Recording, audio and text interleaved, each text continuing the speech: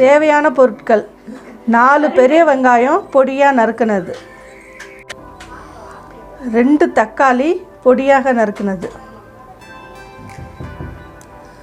5 முட்டை, உடைச்ச கடலை பவுட்ரு 100 கிராம் பவுட்ரு பண்ணி வச்சுருக்கோம், மிளகாய்த்தூள், மஞ்சள் தூள்,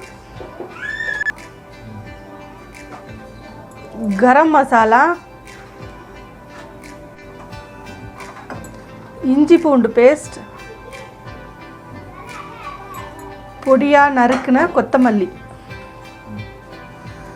எண்ணெய் தேவையான அளவு, உப்பு தேவையான அளவு, அரைச்ச தேங்காய் விழுது. வாங்க எப்படி செய்கிறதுன்னு பார்க்கலாம்.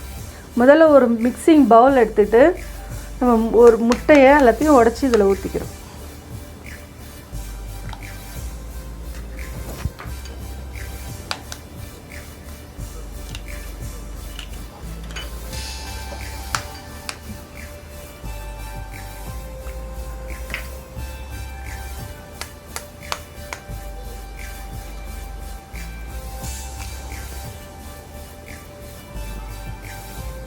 இப்போ பொடியாக நறுக்கி வச்சுருந்த வெங்காயத்தில் பாதியை இதில் போட்டுக்கோ.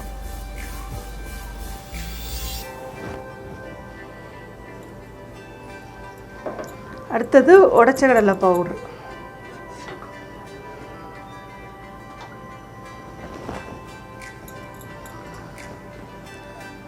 பொடியாக நறுக்குன கொத்தமல்லி கொஞ்சம்,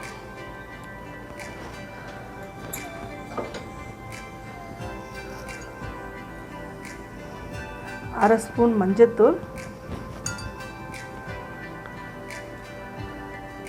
தேவையான அளவு உப்பு,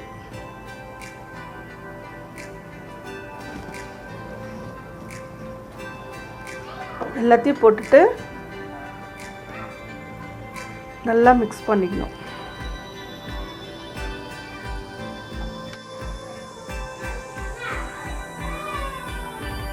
இந்த மாதிரி முட்டையை நல்லா மிக்ஸ் பண்ணி வச்சதுக்கப்புறம் இப்போ நம்ம தவாவில் போட்டு இதை பொரிச்சு எடுக்கணும்.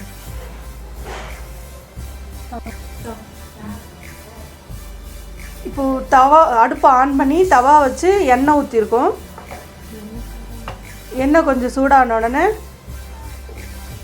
இந்த முட்டையை இதில் ஊற்றி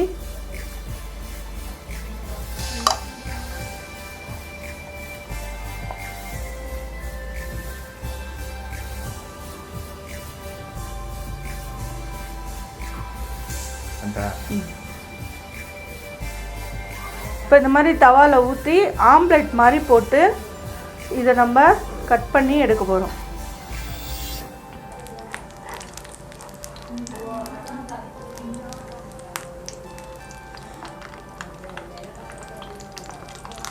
இப்போ இது ஒரு பக்கம் வெந்த உடனே இதை அப்படியே திருப்பி போடுறோம். திருப்பும்போது பொறுமையாக திருப்பணும், முட்டை வந்து மேலே படும்.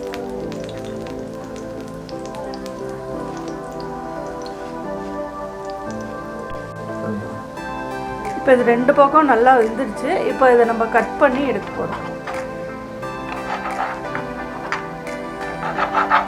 தவாலேயே நம்ம அப்படியே பீஸ் போட்டுக்கலாம்.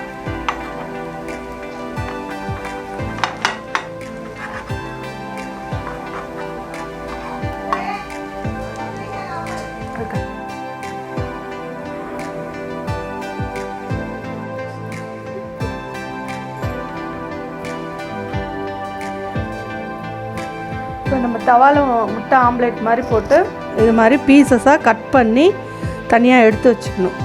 அடுத்து குழம்பு ரெடி பண்ணலாம். அடுப்பை ஆன் பண்ணி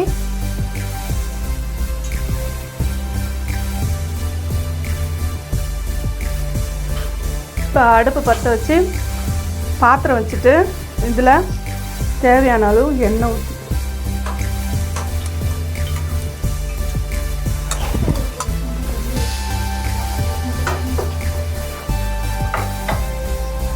எண்ணெய் சூடான உடனே வெங்காயம் போட்டு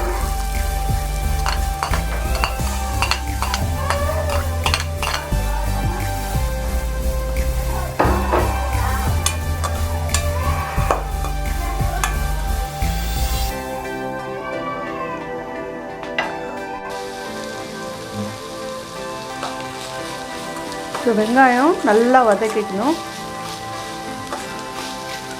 கலர் சேஞ்ச் ஆகிற வரைக்கும் வதக்கணும்.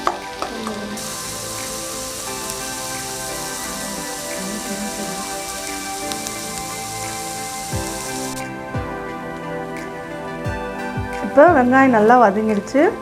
இதில் இஞ்சி பூண்டு பேஸ்ட்டு போடுறோம்.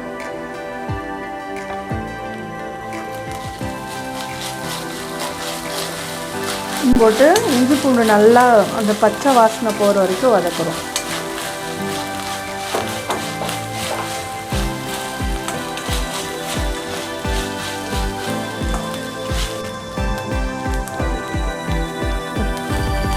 இஞ்சி பூண்டு பேஸ்ட்டு நல்லா வதங்கிடுச்சு. இப்போ இதில் தக்காளியை போடுறோம். தக்காளி போட்டு நல்லா வதக்குறோம். இப்போ தக்காளி வதங்கும் போதே 1/2 ஸ்பூன் மஞ்சத்தூள் போட்டு வதக்கும்.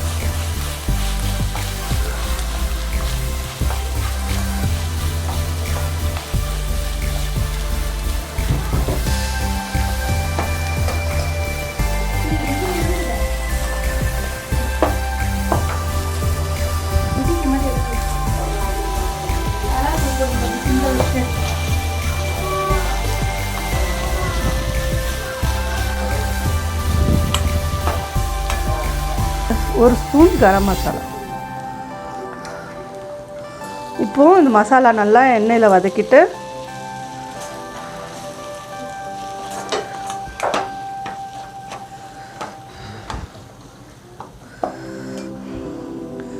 இதில் உப்பு, இப்போது நம்ம கட்லெட்டில் ஏற்கனவே உப்பு போட்டிருக்கிறதால குழம்புல கொஞ்சம் பார்த்து போட்டுக்கலாம். பத்தலைன்னா லாஸ்ட்டாக போட்டுக்கலாம்.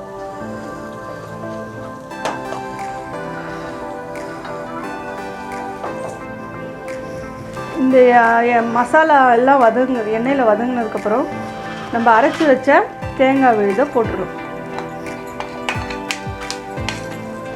போட்டு கலந்துட்டு குழம்புக்கு தேவையான அளவுக்கு தண்ணி ஊற்றுறோம். இதில்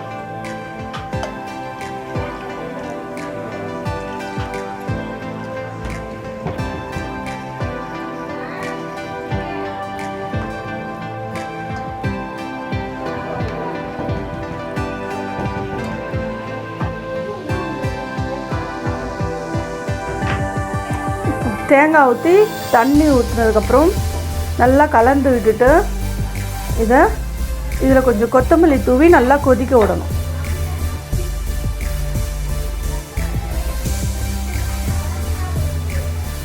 இது நல்லா கொதித்ததுக்கப்புறம் நம்ம ரெடி பண்ணி வச்சுருக்க கட்லெட்டை இதில் போடணும்.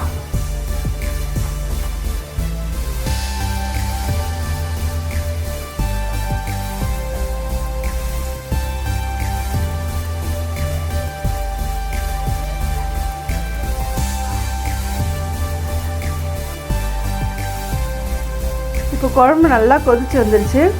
இப்போ நம்ம ரெடி பண்ணி வச்சுருக்க கட்லெட்டை இதில் போடுறோம்.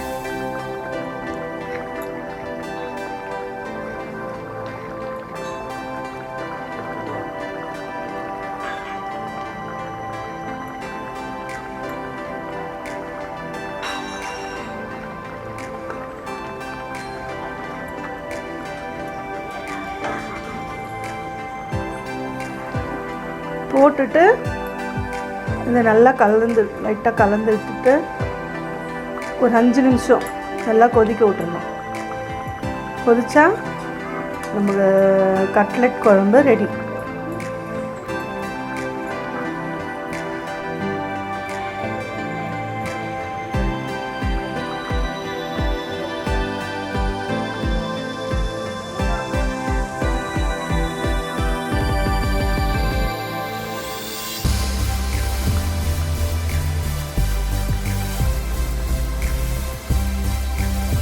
இப்போது நம்ம முட்டை கட்லெட் குழம்பு ரெடி ஆயிடுச்சு. இதை ஒரு பவுலுக்கு மாற்றிக்கலாம்.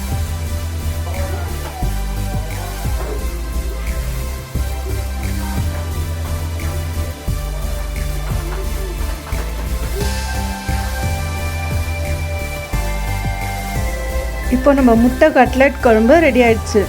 இதை சாதம், சப்பாத்தி, டிஃபன் எது கூட வேணாலும் வச்சு சாப்பிட்லாம். இந்த டிஷ்ஷு உங்களுக்கு பிடிச்சிருந்தா லைக் பண்ணுங்கள், ஷேர் பண்ணுங்கள், கமெண்ட் பண்ணுங்கள், மறக்காமல் சப்ஸ்கிரைப் பண்ணுங்கள். எங்கள் பிஸ்மி குக்கிங் சேனலுக்கு உங்கள் சப்போர்ட் பண்ணுங்கள்.